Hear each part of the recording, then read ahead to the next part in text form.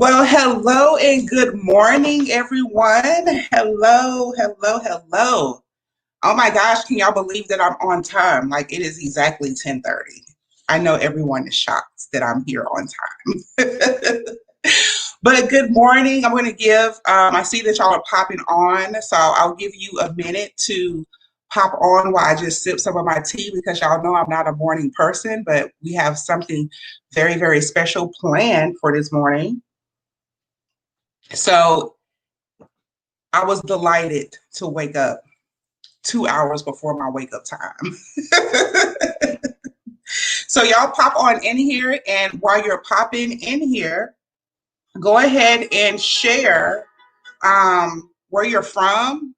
Go ahead and put where you're tuning in from. Share the broadcast because it's going to be so enlightening.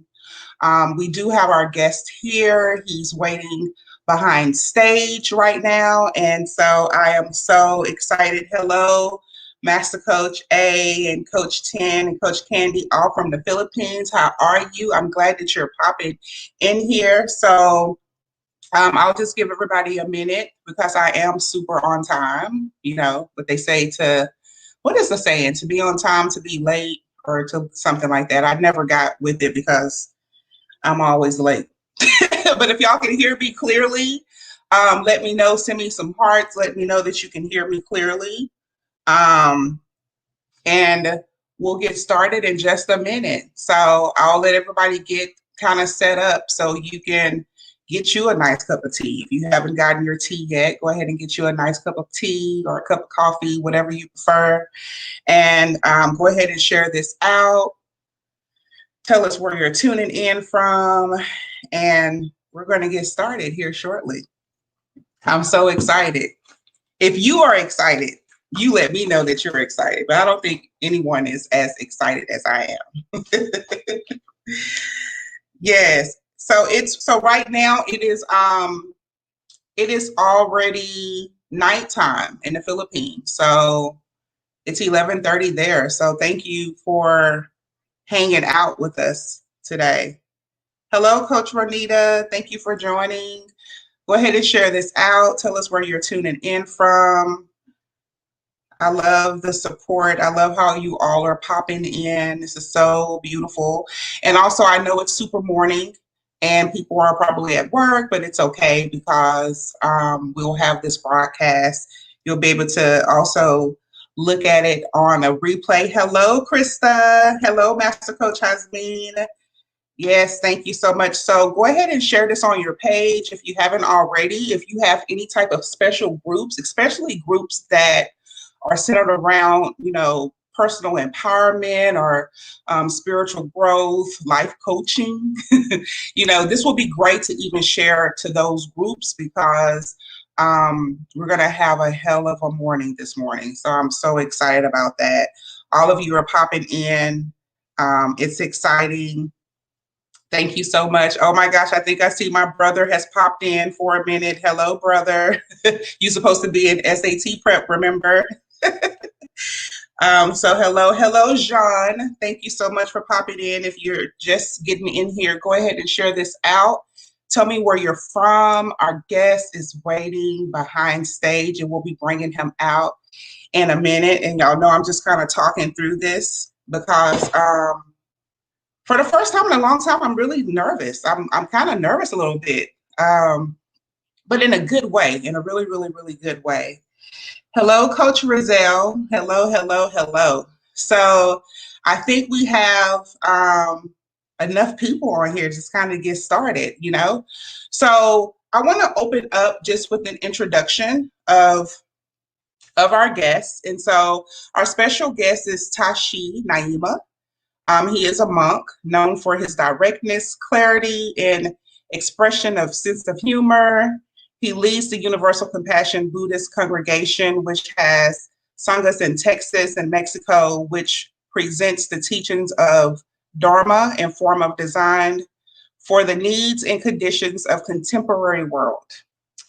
Monk Tashi has been sharing the Dharma in North and South America, Europe, Asia, and fluently in English and Spanish.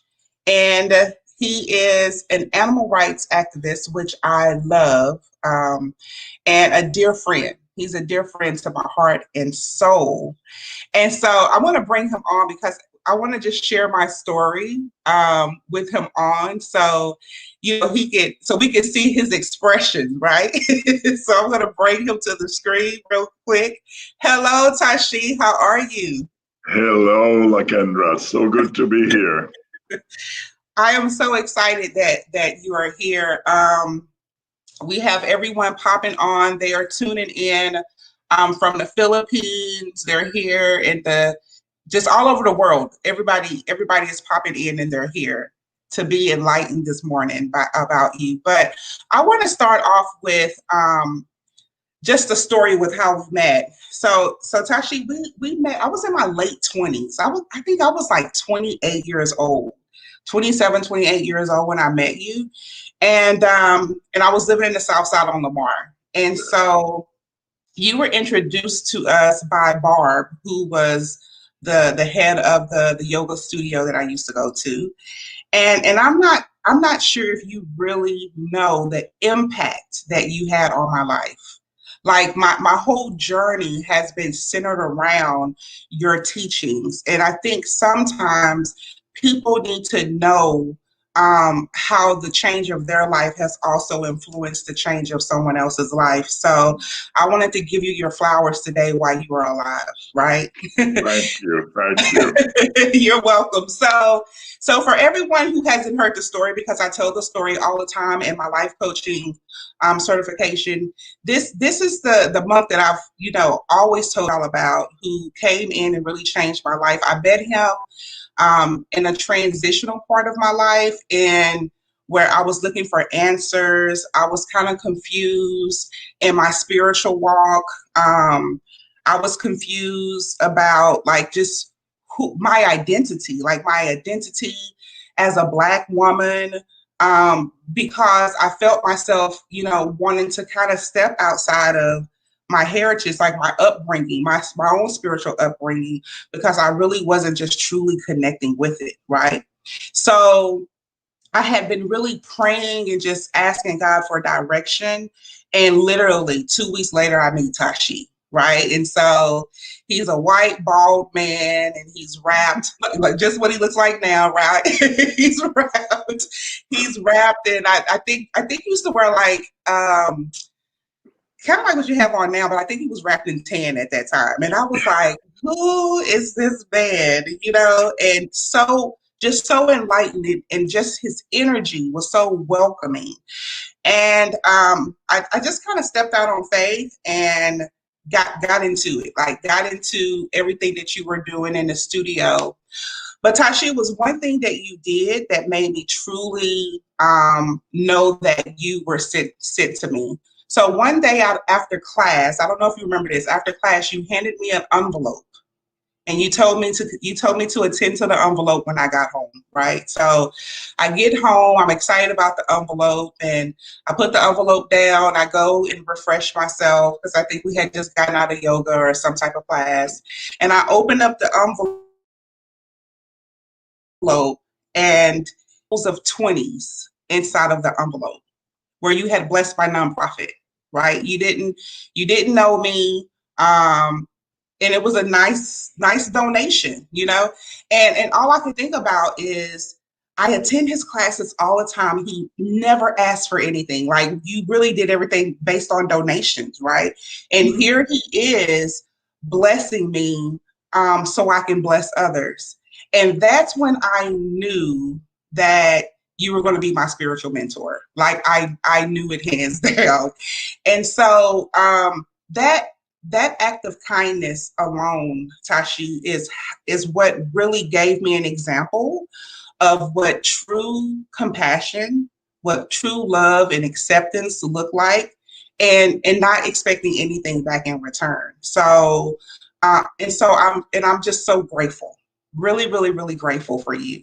And everybody is popping on here right now. I just want to give a shout out. They're tagging people. Hello, Dominique from my Alive team, and Coach Marine, Coach Sean, Denisha, everybody is popping in. Hello. Everybody just say hello to Tashi. He'll be able to go back and look at the podcast later and read your comments and everything like that, and I'll try to read them. Hello, Nappy Coach. Nappy Coach is here.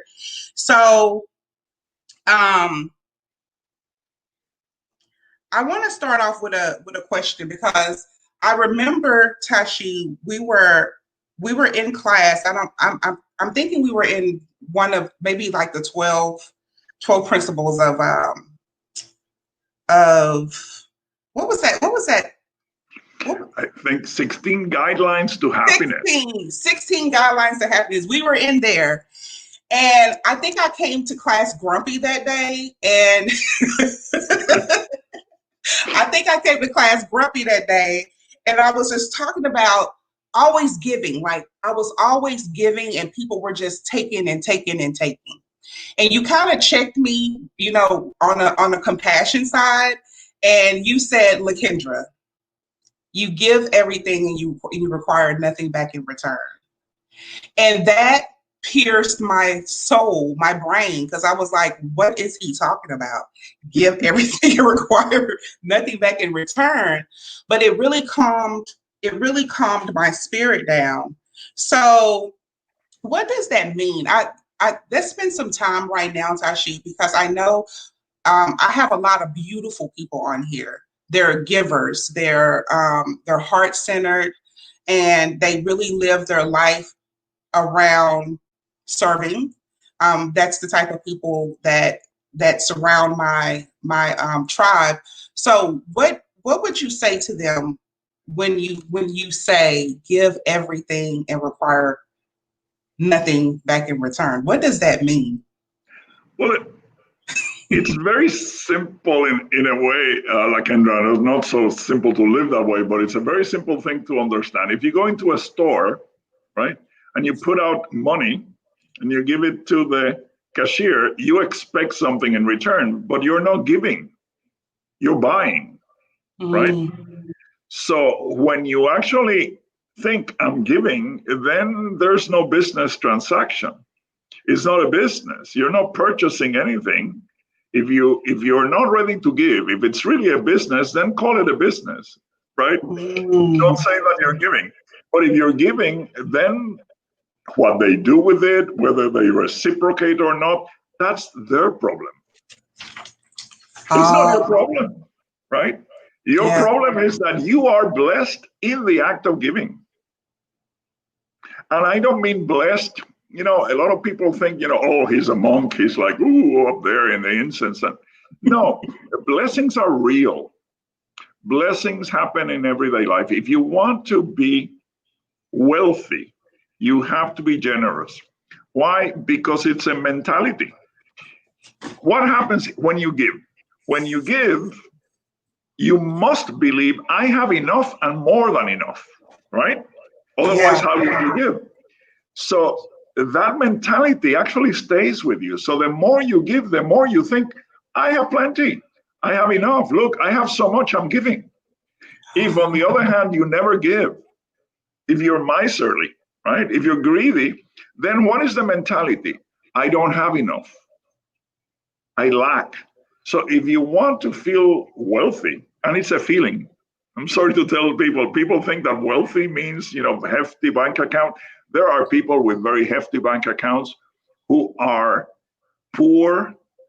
They're so poor. In fact, there's a saying, they're so poor, the only thing they have is money.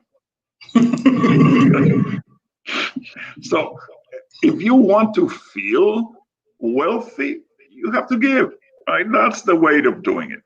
And it's like that with everything. A lot of people say, well, I wish that I had some, more love in my life. Well, if you want more love in your life, what's holding you from loving more? Right? If you want love, love more. If you want peace, be more peaceful. If you want, and I'm talking about now the pandemic, if you want to feel, safer, then be safe. One of the things that I love about Buddhism, and we're not out to convert anybody. We have enough Buddhists already, and not all of them are practicing. One of the things that I love about Buddhism is that it's all about personal responsibility. It's about taking charge of your life. People don't like the term responsibility, but maybe when we turn it around and we say, no, it's taking charge. I don't have to wait on anyone. I don't have to wait for someone to make me happy. No, I'll make my own happiness. Because if you're not happy by yourself, how are you going to be happy with somebody else? Right? If you're not happy alone, you're going to be miserable together. I understand that. Yes. Thank you so much. That was really, really enlightening. Everybody are already taking notes. If you want to feel wealthy, you have to give. If you want love, love more. Give more of what you want to receive more. So everybody is already receiving. Thank you, everyone, for tuning in. If you haven't shared the broadcast yet, go ahead and share this out and just say hi to Tashi, because we're ready to dive in a little bit deeper. Of course, because everybody knows that I'm an ADHD CEO, I had to take notes, right, to keep me on track. So there were some very specific things that I have carried away from your teachings. And so these are my biggest learnings from you, okay? Number one is to become love and compassion, right? You just kind of talked about that. You have to become it, become love and compassion. And I'll never forget the time where, like I said before, you donated to my nonprofit, not even knowing me. So in that mindset already, you had enough to give, so you gave. That was your mindset. It was not, because in my mind, I felt guilty. I felt guilty about receiving that from you, because I'm like, he doesn't charge for anything. Like, he operates on donations. How can he give me such, a gracious amount of money? And so that was the first thing. The second thing is, things don't change unless I change.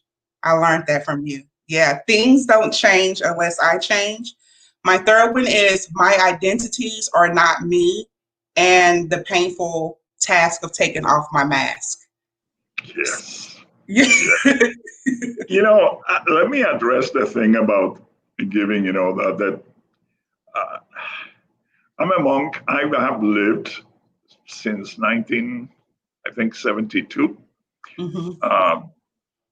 Because of the generosity of others, right? Like you said, I don't charge for anything, and people, I've never lacked for anything. I eat well, I live well, but the secret of that is that, first of all, I don't think of scarcity as my condition. Mm. And the most important thing is, my teacher always told me, when you see someone doing something good, help them. Mm. And I had heard that you had a wonderful program helping young African-American girls, right? Mm-hmm. Young women, helping them, value themselves. And that is the most important contribution you can make to anyone's life, respecting them, knowing, you are worthy. You're worthy of attention. You're worthy of respect. And when I saw that, I said, I have to do whatever I can to help LaKendra continue helping these girls, because, sadly, there's not that many people out there helping out. There's a lot of people out there cursing. There's a whole lot of people pointing fingers. There's a whole lot of people hating. And that's not going to help anyone. That's not going to help anyone. Yeah, that makes sense. I appreciate that.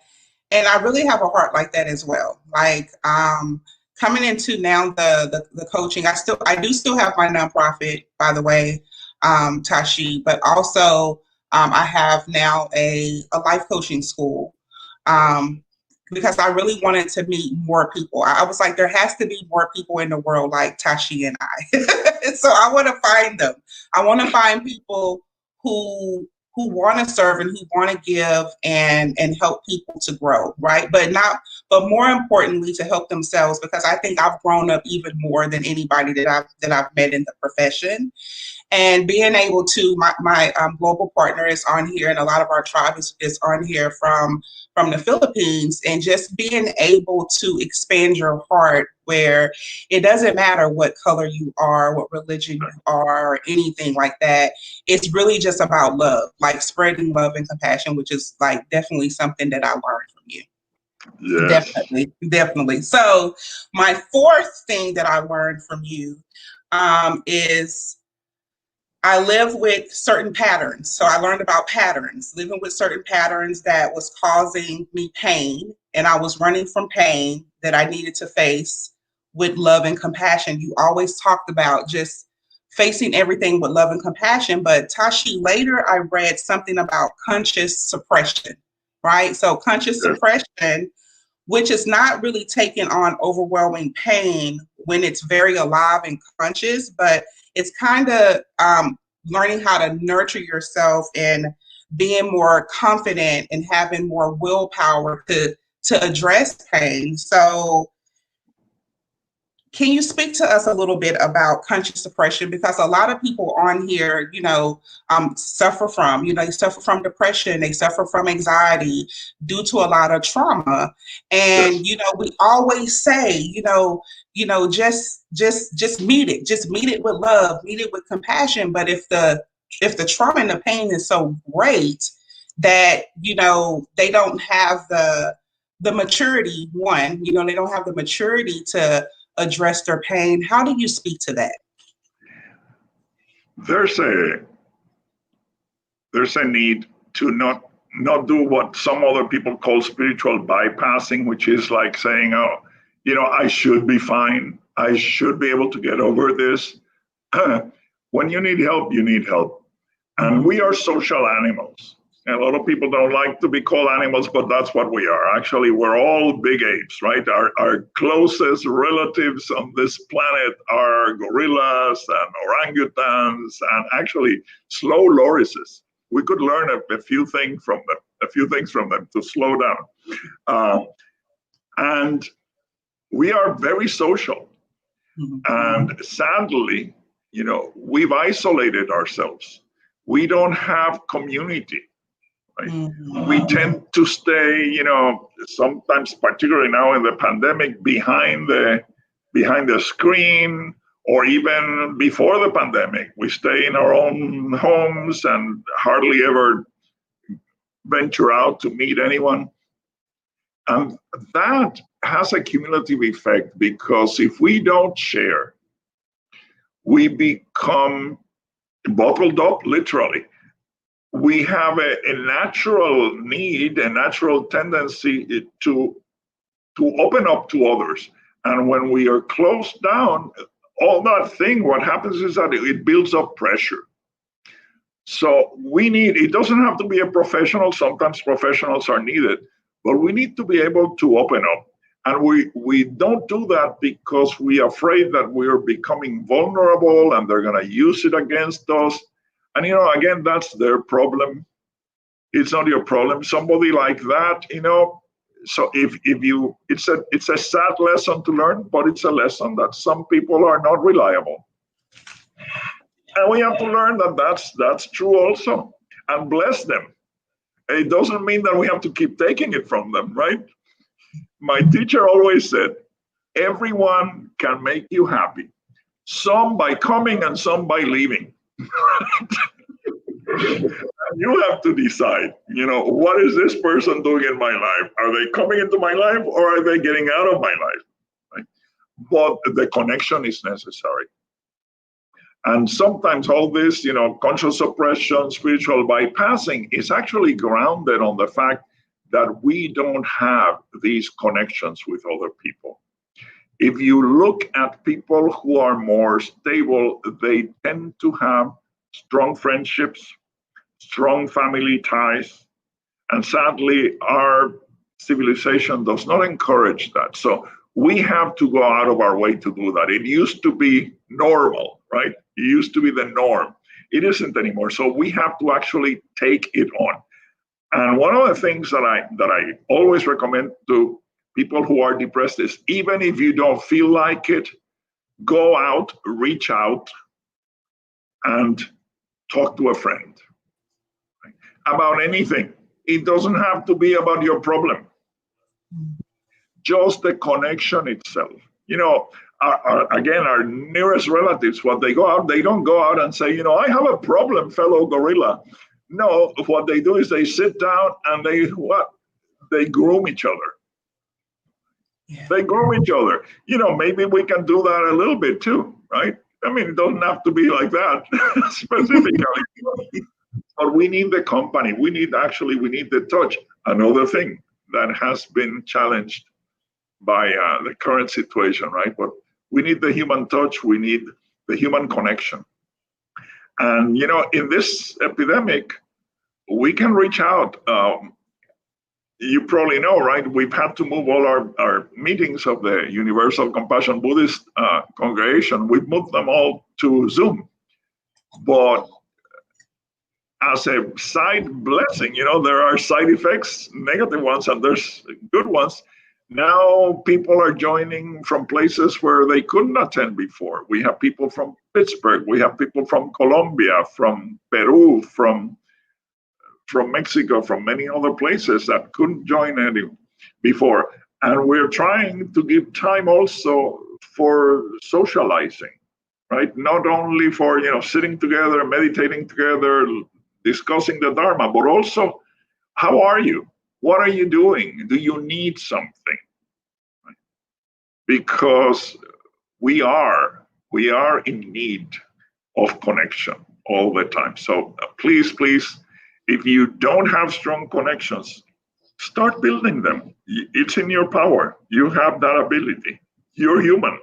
Right? Thank you so much. That was really powerful, because we do have the power, and community, which is something that I really learned from you, and I've always built community as well. I think because it's innately, right? Innately, we are creatures of desire, creatures of fellowship, and so so I really believe that. Tashi, what do you think the core causes of suffering, and can we free ourselves from suffering? Yes.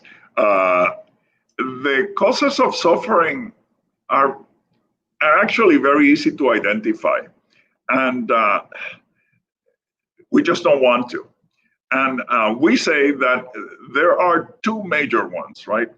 The first is the view of separation. What does that mean? This is not philosophy. This is to think that you have nothing to do with others, that they are so different that they are completely another thing. Like, we do that among human beings, right? We do it by race, by color, by ethnicity, by nationality, by you name it, right? By social class, by economic situation. I have nothing to do with those people, right? We also do it to animals. I have nothing to do with them. Their suffering does not bother me.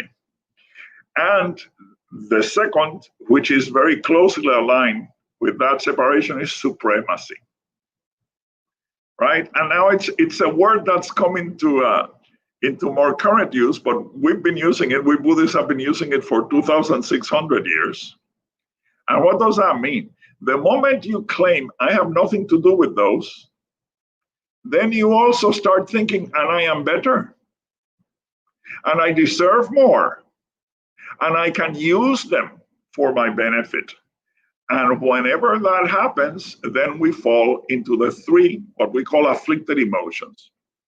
If I am different, if I am separate, and I am superior, then what I want is what I should do, regardless of how it affects others. What I don't want, I should push away or even kill. And what doesn't interest me one way or another, I should ignore. I should be indifferent to it.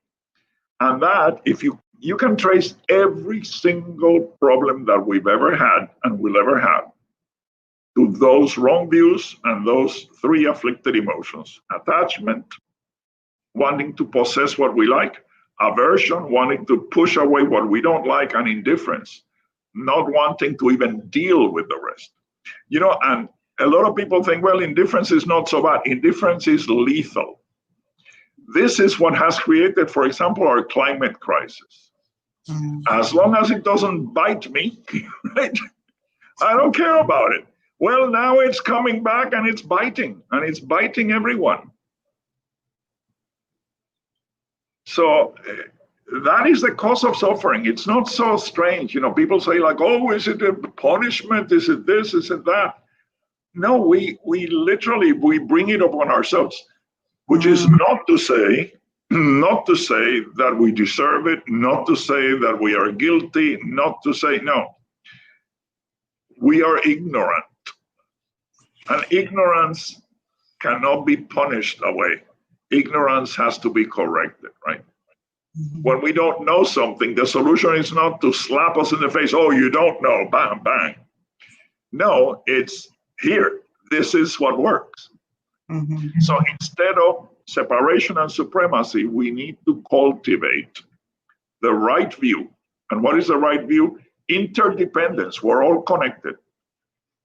What happens to everyone happens to us, and vice versa. And its second related view, equality. Not that we are identical, but we are equal in worth, we are equal in dignity, we are equal in aspiration. We all want to be happy. Isn't that the foundational equality? We all want to be happy. The animals want to be happy. We want to be happy. Insects want to be happy. Everybody. How is that different? Do you think a cow goes around saying, well, my happiness is not as important as the happiness of humans?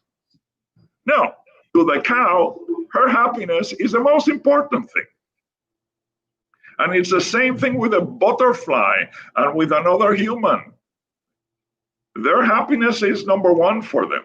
So what makes my happiness more important than your happiness? Nothing. But you touch on a thing, and if I may go there, you know, we hang on to our suffering as an identity. As an identity, that's who we are. Ooh, what I went through. You know, people get together and sooner or later they start telling each other their horror stories, right? Oh, no, that's nothing. What I went through, oh, no, that was real. That was bad, right? And we keep on rehashing our suffering. And every time we rehash it, it gets worse. And it's not only individuals, you know, countries do it. Look at the anthems, right? The national hymns. What are they? You know, oh, our flag was still there and we were being bombarded. And, you know, like, it's always like a tragedy. And here we endured through it all. And, you know, that's what a strange way to live your life, identifying with the worst moments. Right? We have these characters that we create, and then we think, I am that character. I am the one who went through this. No, that person doesn't exist anymore, even physically. Even physically, you are not, none of us is the same person we were yesterday. We have different cells. We certainly have a different mind. We have had different experiences. We're different all the time, but we're behaving as if, no, I'm that person. No, you're not. Right? You're a different person. Everything is new, which is a great thing because it means all possibilities are open to you. You're not defined by who you were. The only thing that defines you is what you do now. And it's a happy way to live because you're not tied down like, oh, I have to be this way, or I have to be what others think I should be, which is the worst kind. The worst kind of life, you know, living what somebody else wants you to be. Wow. Wow, that's beautiful, and that is something I learned from you, right? And one of my questions was going to be about identity because I know we struggle with it. You know, when we are introducing ourselves to someone, you know, it's like, oh, I'm Dr. This, and I'm a mother, and I'm a CEO, and blah blah blah. But what happens when you're no longer that? Then who are you? You know, what happens if something happened to your children and you're no longer a mother? What happens when you're no longer a wife? So I really learned to just say, I am just me, I'm love. Because that's what I have become, right? And so identity is a big thing for us folks over here in America and all around the world. It's a big trap. Yeah. It's a big trap because you have two choices for identity, either what you think you are or what other people think you are. Mm-hmm. Sometimes we think, well, people think I am this way, so I have to be that way. Or people expect me to be this way. It's easy to understand. If we look at an example, you know how many movies there have been about Superman, right? And Superman has been played by many different people, but it's always the same character. And he always has the same weakness. It's always kryptonite, no matter who's playing him, right? And we do the same thing, even though we're a new person, we're always playing the same role, and we're always killed by kryptonite. No, that was them. That was that character. That's not me. I'm not the person who always falls for this, right? I'm not the person who always chooses wrong. I'm a new person today, and I have a right to have new decisions, make new choices, no matter what other people think. If you want, a lot of people want to be real, but they're not real, right?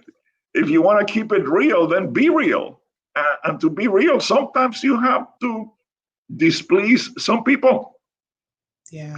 Sometimes even your family, right? I became a Buddhist monk. My family was Catholic, and they would have preferred me to be a Catholic monk, right? But that was not my path. And they came, they came to understand it and approve it later, but I couldn't be what they wanted me to be, because then I would not have been true to myself or even to them, right? I would have been trying to please them. And that, if you try to please people, eventually you end up resenting them, right? You made me do this, and I didn't want to. That is so sad.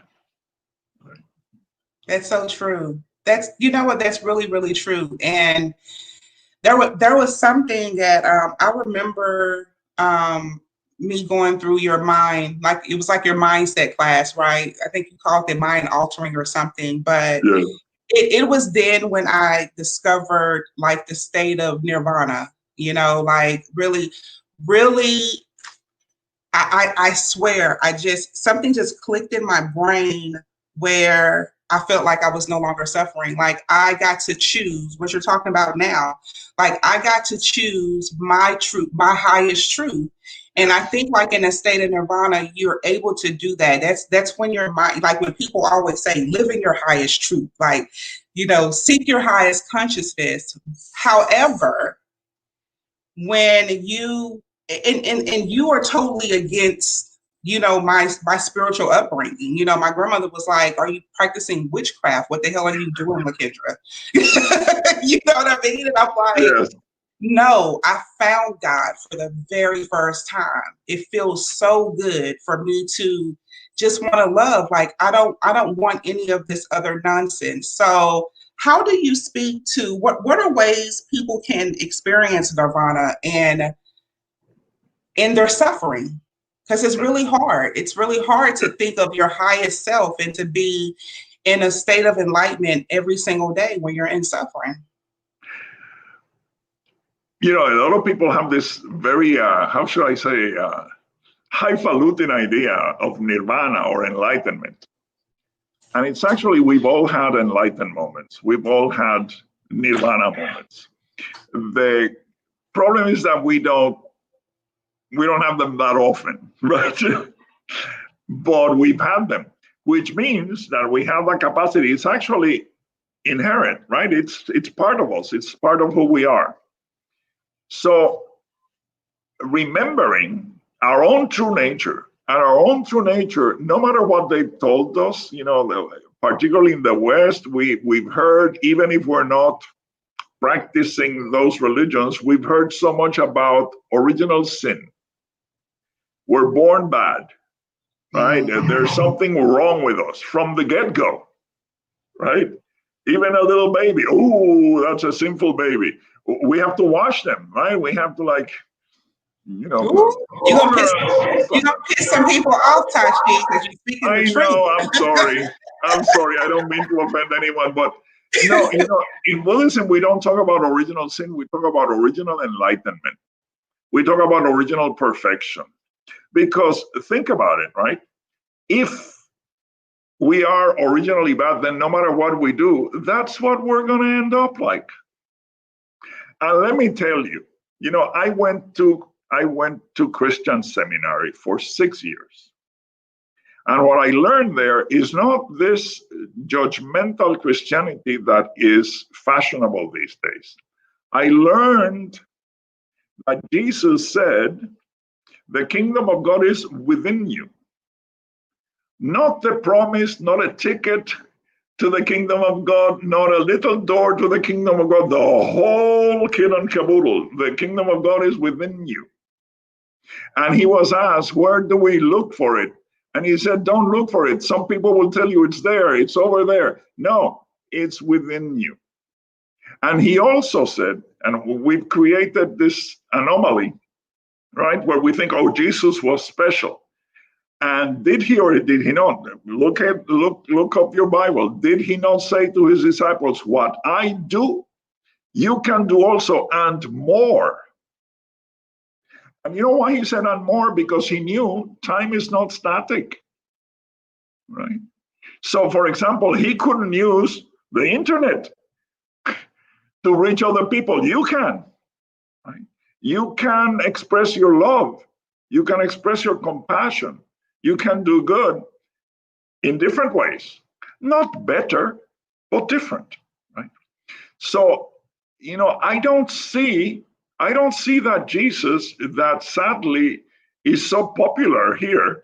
The angry Jesus who's always like hitting people up and condemning them. And what kind of divinity is that would condemn his or her own children to eternal damnation? Would you do that to a child of yours? Would you do that even to your worst enemy?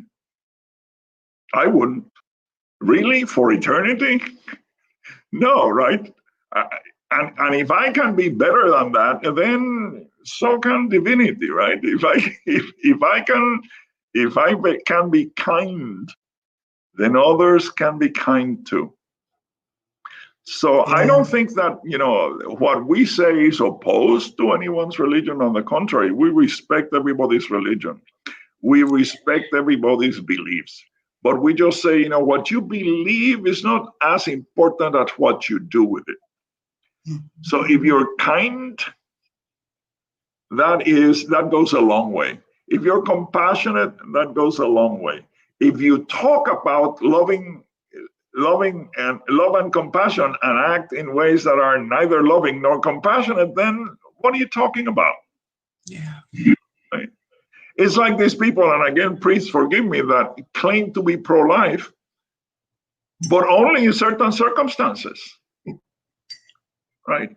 They're not pro-life when they favor the death penalty for criminals. They're not pro-life when they reject supporting even school lunches, right? When they put little children in cages, that's not pro-life. I'm sorry, no. If you're pro-life, then you have to support life in all its wonder and beauty, and you have to accept that the life of those you don't agree with is just as important as yours. Yes. Yeah, that's beautiful.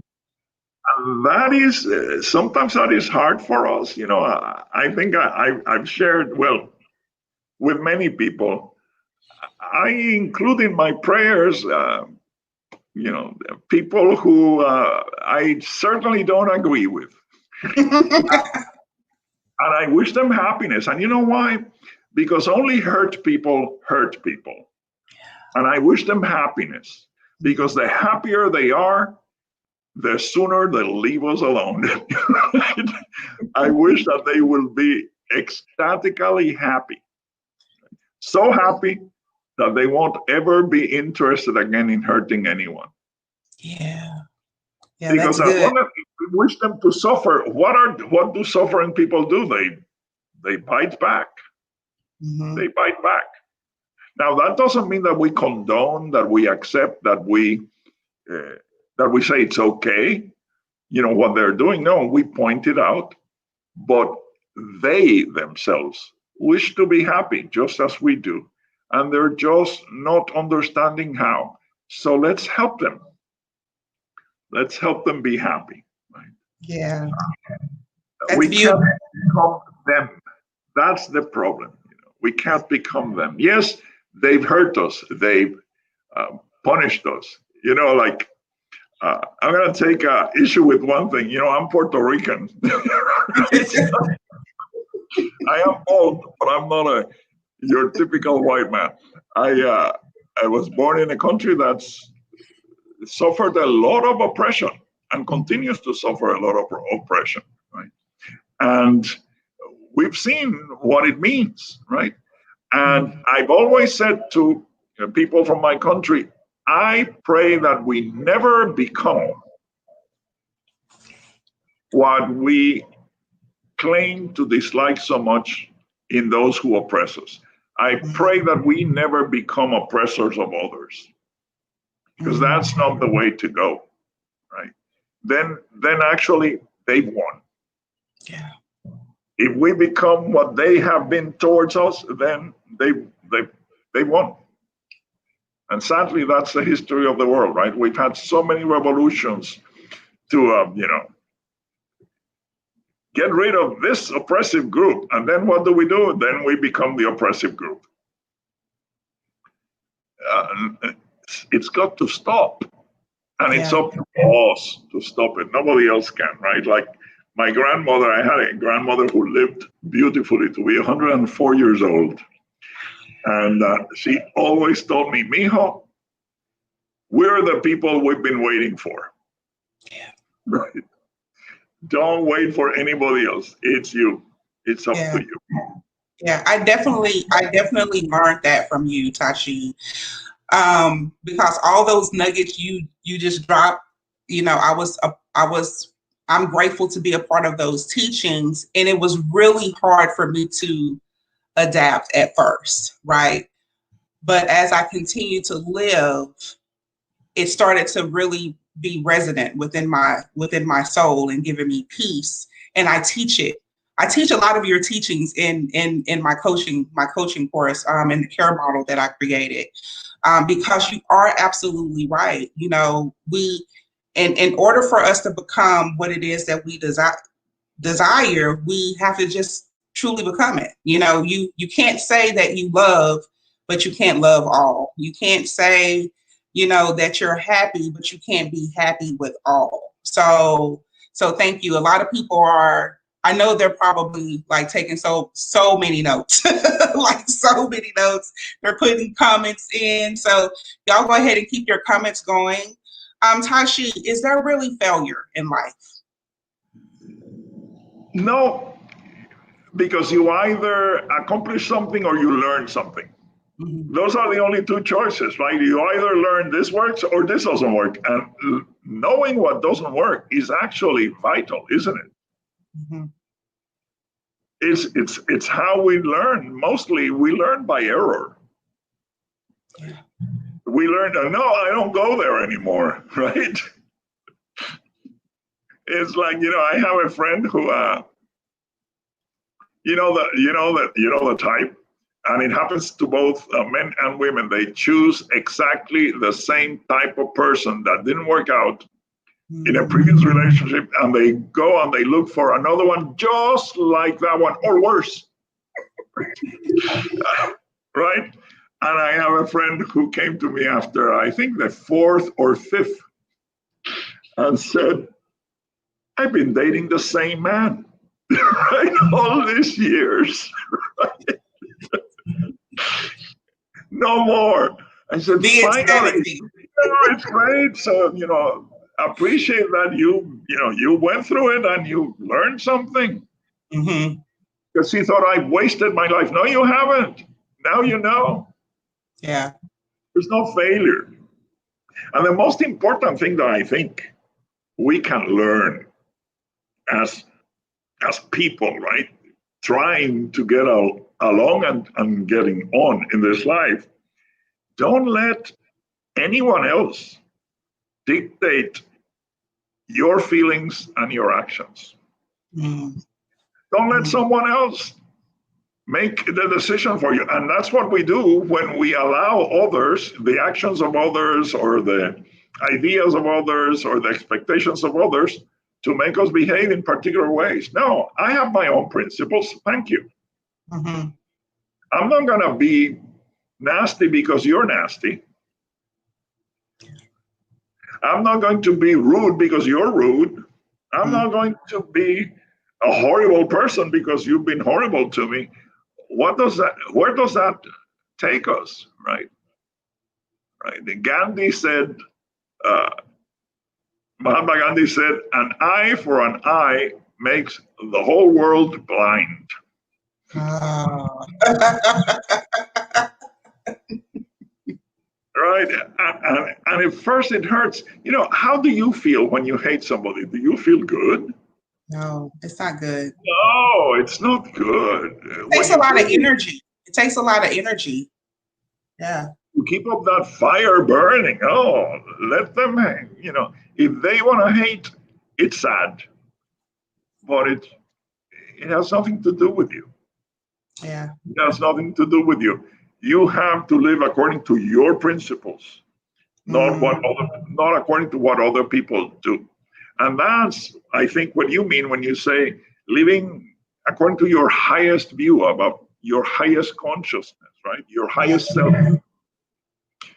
You have to be yourself, no matter what other people do. Yeah. No matter what other people do. Do y'all hear that? I mean, I teach it all the time. So y'all, you heard it from the master of the master coach. Well, didn't our mothers tell us? My mother kept telling me all the time when I was growing up, if your friends jump off a cliff, are you going to jump right after them? Right? If they're going to land in water, if it's fun. Yeah, right. And, at the time I said, she just wants me to keep away from my friends. No, she was right on the money, right? It's like, no, because other people do something is not a reason for me to do it. Right. Right? If it's not good for me, why should I do that?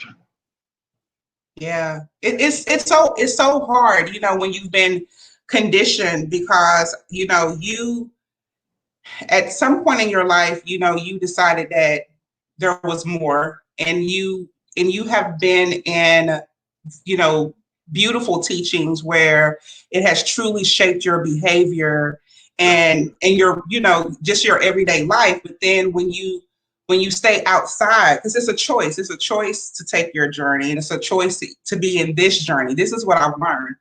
I could have also, like, after being enlightened by you, I could have said, like, oh, I wonder what this life would be like. And I could have taken that journey, but I've stayed in this life, right? So when you stay in a life that is so conditioned, it's conditioned by everything, television, media, it's really hard to stay in alignment with your principles, with your principles and your values. But you have to study it every single day. Like every single day, I'm in study. How much do you study, Tashi? Like on a I don't know when I don't study anymore. Because it's all, even if you watch TV, there's lessons there too. Yes. Right? Yes. Not necessarily the best ones, but there's lessons there. Everything you do, everything you act, everything that you encounter is an opportunity to learn about life. Yeah.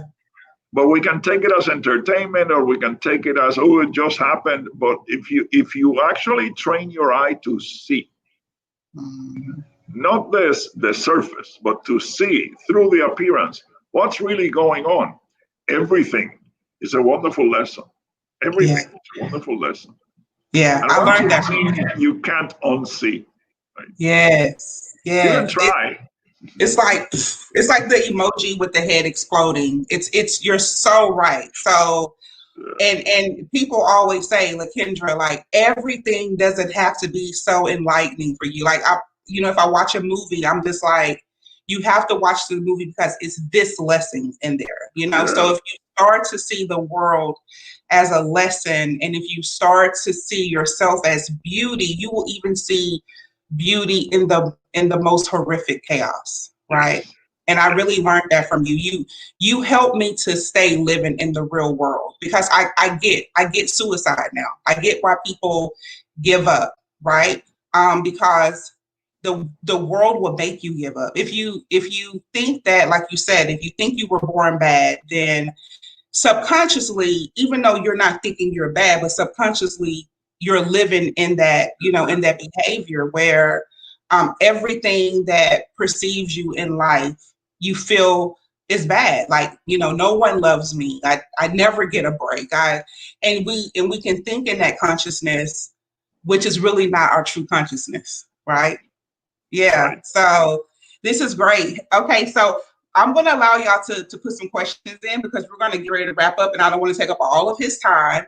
So if you have a burning question, go ahead and put it in the feed, because I can see your, because we're up in a couple of places, Tashi, by the way. I think we're up in 3 or 4 places. So if you're on my main page, I can see those comments, and I think I can see the comments from the business page. So go ahead and send your question, and I'll be able to ask Tashi. So I'll give y'all a minute. But Tashi, we have a lot of business people on here, and a lot of my rich friends, kind of, they taught me about my practices, but because they really don't understand my heart, right? I really run a heart center business. I live off of 10%, because I really started my business to be a light, to be giving, and to live within integrity, because like you said, if you feel that you're rich, right? And you are the only person that can define that. And at that, when I met you at the time, I was chasing, I was living really, really well, but I was chasing the wealth. And so now I no longer chase wealth. So how would you speak to money, success, and integrity? There's nothing wrong with money. There's nothing wrong with success, but it's actually based on integrity. Mm-hmm.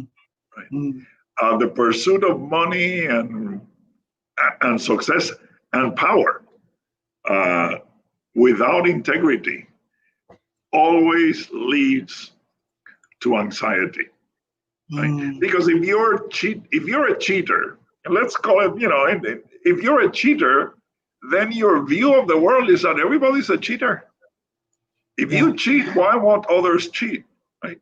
So being in integrity doesn't mean that you don't realize that there are people out there who are scammers, but that does not determine who you are. And you have to feel good about what you do, right?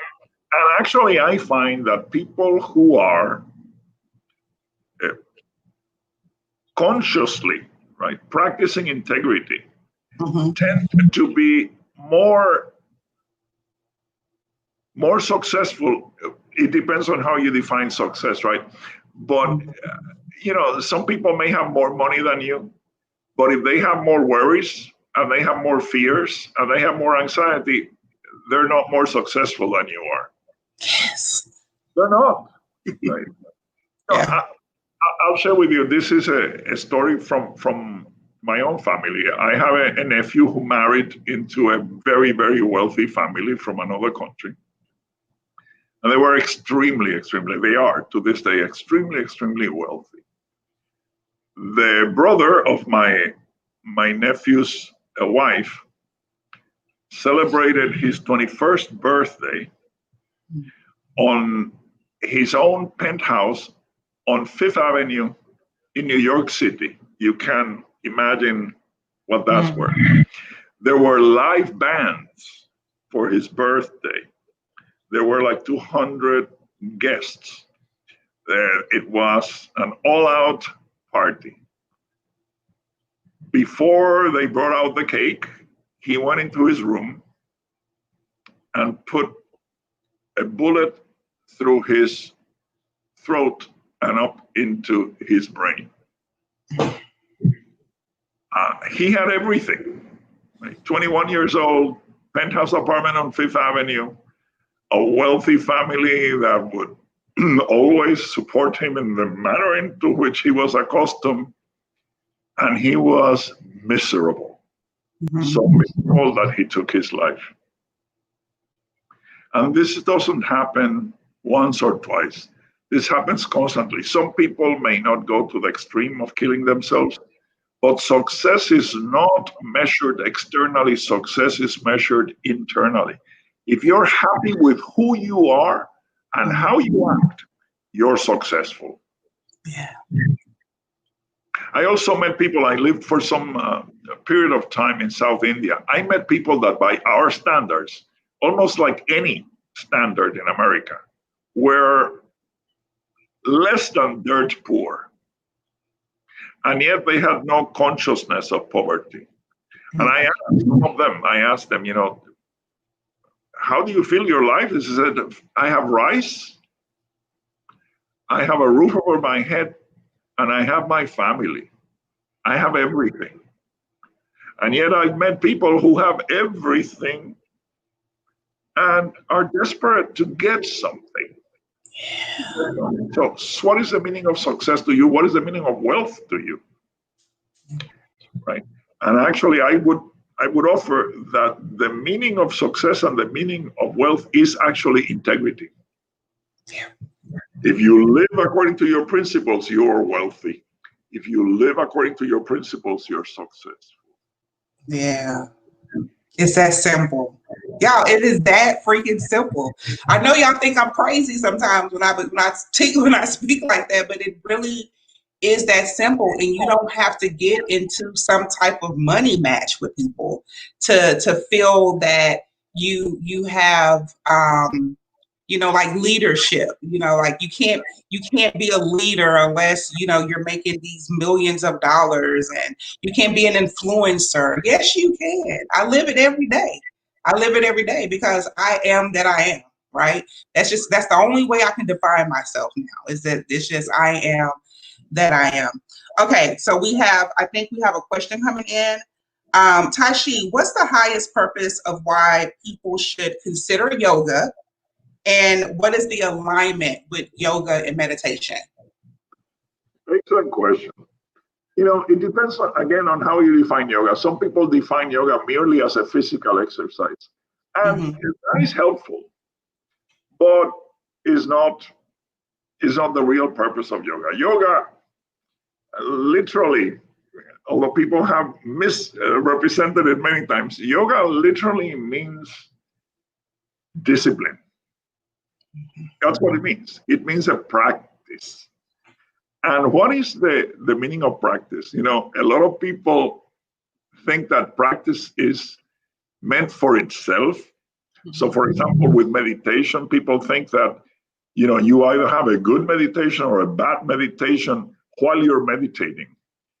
And my teacher always used to say, if you're sitting to meditate on a chair or on a cushion, and you levitate, and you hear divine sounds, and you smell divine aromas, and you see beautiful lights, and you get up from that cushion, and you curse somebody, you chew them out, that was a terrible meditation.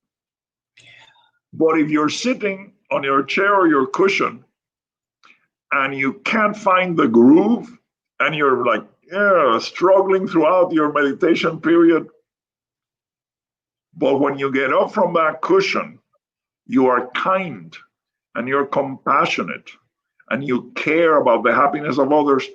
That was a wonderful meditation, because the proof of practice, right? That's why we practice for everyday life.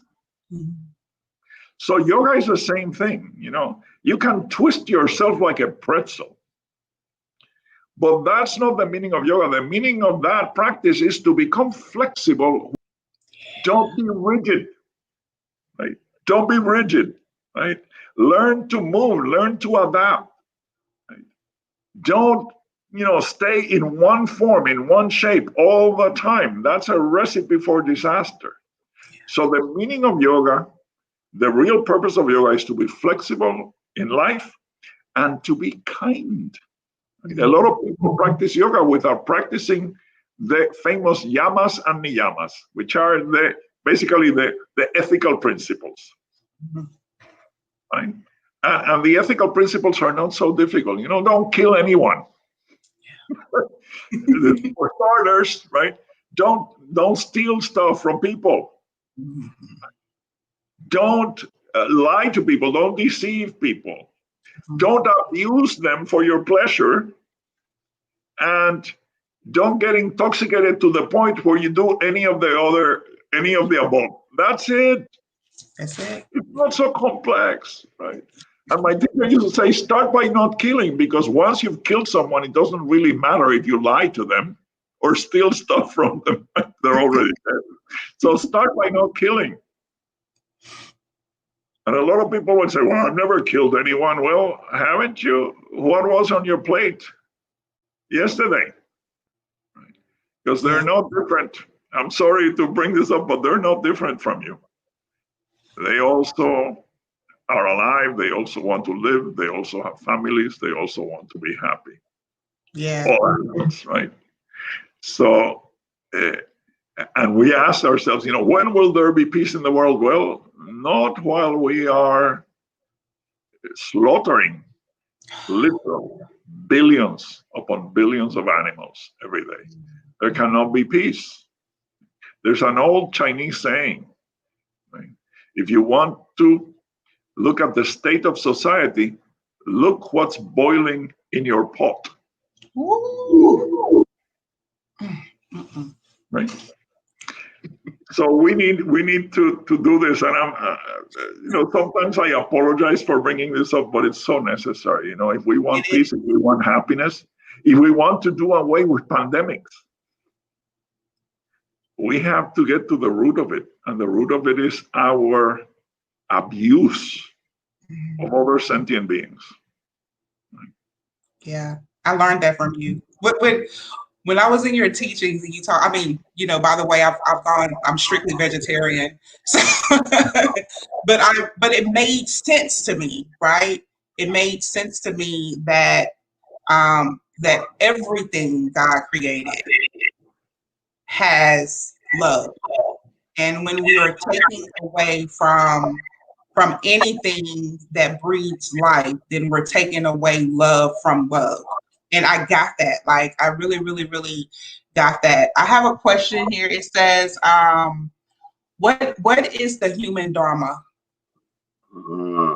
Dharma has many meanings. Dharma can mean teaching. It can mean duty. And I think that's probably what your questioner is referring to, right? What is our duty? But it also means reality. And I think that duty and reality cannot be separated.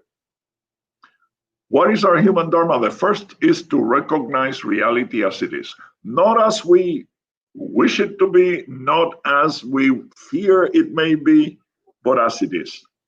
Even if we decide we have to change something, first we have to deal with it as it is, right?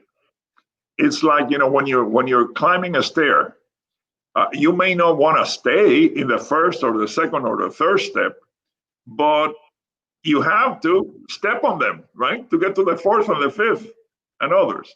So reality has to be accepted, embraced, even if we don't like it. So that's a meaning of dharma. First, accept reality as it is. Mm-hmm. And then do what you can to bring a little bit more kindness, a little bit more love, a little bit more compassion. It's not that difficult. Mm-hmm. You don't have to change your religion. You don't have to change the way you dress. You don't have to shave your head. You don't have to do any of that. You just go out today and be kind. In fact, you don't even have to go out, right? Be kind at home. Be kind to yourself. Be kind to everyone you meet. And you will start feeling. This is not something that, Tashi said, or, the people who told Tashi said this. No, this is something that you can experience for yourself. How do you feel when you're kind? How do you feel when you're compassionate? How do you feel when you're generous? Yeah. And if you feel better than when you are rude, if you feel better than when you are unkind, when you are stingy, then maybe the way to go is to be kind and compassionate and generous, right? Try it out. I think the Buddha was the only religious leader, in at least up to now in our history, that said, don't accept anything because I say so. Test it against your reason and your experience. If it benefits you, adopt it. If not, leave it aside.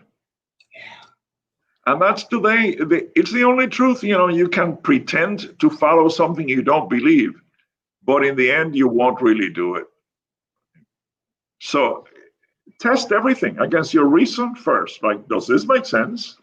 And then your experience, go ahead and try it. And if it benefits you, why not do it? Yeah. And if it doesn't, maybe it's not now. Maybe the time is not right, or maybe the teaching is not right. Who knows? Leave it for later. Most of the times it's the teachings. The teachings aren't right, but we stay because it's all that we know. We stay in those settings because it's all that we know, right? Because when you taught me about the Dharma, of course, I compared the Dharma to my Christian, commandments in the Bible. And I'm like, but the Dharma teaches me how to be. Like, instead of not to do, the Dharma really opened up my heart to have answers. It's like, okay, thou shalt not steal over here. But the Dharma says to, really just operate in compassion. Yes. Be of acceptance, yeah. Yeah. So someone says, how do you feel when you are kind? I actually feel this. I feel natural. I feel like that's my state. I feel that everything flows better. I don't feel agitated. I feel at peace. Maybe that's the real answer. I feel peaceful when I am kind, even if my kindness is met with unkindness. Yeah. And it's surprising how effective it can be. I had to take, this was some time ago, I had to take a car that I used to have. I finally had to get rid of it because it was spending more time at the mechanics than on the road. I took it in, and they told me, I took it in very early at 7 o'clock in the morning, and they told me it's going to be ready by 9. At 9, they don't come out. I'm waiting in the waiting room. It's 10, 10:30, 11, 11:30. It's noon. A guy comes out and says, we haven't finished it, and we're all going to take lunch now. And I looked at him and I said, enjoy your lunch. And he looked at me and he says, you're not going to scream? And I asked him, honestly, would it help? And he said, no, it wouldn't. So he went out. He came right back in 5 minutes and said, we're going to stay until we finish your car. And, I'm not saying that you should be kind because you're going to get something, but what would I have gotten if I had gotten upset? I would have gotten upset, right? And I would still not have my car. And I probably would have had to wait more time. So it's how I feel. I maintain my peace. That's what patience means. Patience does not mean waiting. Patience means to practice peace. Yes. I'm fine. What am I going to do? I'm going to get all, I'm going to blow up. And do what? But that's what we do. my food isn't hot. My food isn't right. I'm impatient in my car. We really choose suffering. We really, really do. We really choose suffering. Tashi, you have been I knew that you were going to be so enlightened and you were going to be great for everyone. I think you started our morning here, in the States, and everybody that's across the borders, they get to sleep in harmony on today. How I follow your blog. Can you tell everyone how to follow you? Because everyone wants to follow you now. Well, it's very simple. It's greatmiddleway.wordpress.com. It's a free blog, right? I'm cheap. So it's greatmiddleway.wordpress.com, and I try to publish almost every day something. In fact, today I have some of the things that we've been discussing. I did it on purpose because I knew that we would probably be talking about these things. So it's basically a reminder of what we have discussed here today. And again, I invite you, if you look at it on some days, it may be like, well, what is that? Just leave it aside. Maybe the next day it will be meaningful to you. Yeah. Yeah. But and I also, if you have any Spanish speakers, I also have a mirror blog in Spanish, Gran Via Central. .wordpress.com. So I always publish in English and Spanish. Yeah, he speaks fluent Spanish. It's actually, I speak it more fluently than English. And also, someone put it here. Thank you, Master Coach. Master Coach A has put it here. So you can connect with Tashi there on his blog. It's beautiful. It's so simple. You know how I always talk about simplicity, everybody. It's not some type of profound reading. It's like really to the point, like really, really to the point. So you can follow him there. And I also posted, because this just really came in my spirit to do it. I know Tashi is, probably like no LaKendra, but this is my container he's in today. But I posted a link if you wanted to give a donation, because Tashi does not he just travels the world for free because he's already rich in his heart. So if you want to give a donation, I put the link there that you can bless Tashi. You can give a donation, and then I will gather all those up and I will bless him, because I just think that without all of you who I serve and you serve me, without Tashi, I really feel that it would have taken me longer to become who I am. So you get this beautiful heart because of Tashi. And I'm going to always be. I wanted to really give you your flowers today, to just let you know how grateful I am of your teachings and how grateful I am that you're still teaching. And I know that do you still work in the meditation center here? Like if someone wanted to find your teachings here locally, how do they do that? I'm basically, for the last 8 months, I'm on Zoom. Oh, he's on Zoom. And actually, in the blog, you can find, it's an open address. The Zoom address is there, and I am on, in English, Tuesday, Wednesday, and Thursday at 7 p.m. and Sundays at 10 a.m. In Spanish, Saturdays at, 11 Central. Mm-hmm. It changes. And the Saturday group is from Mexico, from Bolivia, Peru. So it's all different time zones, but basically 11 o'clock Central. Okay, so they can, and you are teaching different, various topics and stuff. Okay. Yes, different texts, different times. Of course, please be advised, it is Buddhist, right? It's not It's not secular, right? It is Buddhist. We actually do some prayer and we do some meditation. Mm-hmm. But the discussion is like we've had here, because Buddhism is not sectarian. It's welcoming to everybody, whatever you want, right? You take whatever you want, whatever you need.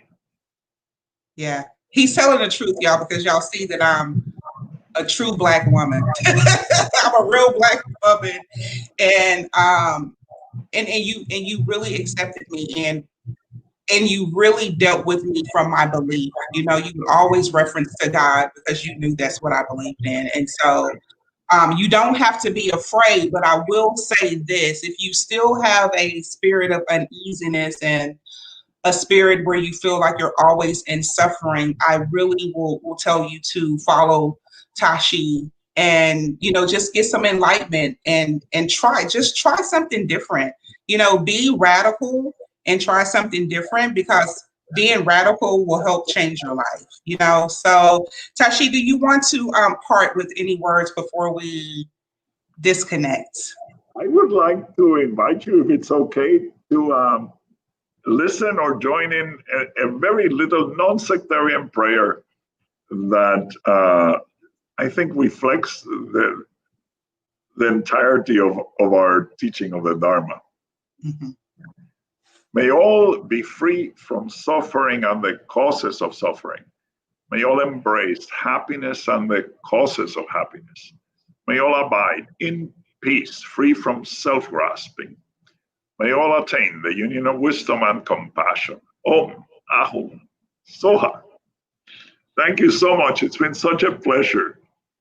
Thank you, everyone. Enjoy the rest of your day. I'll be back later.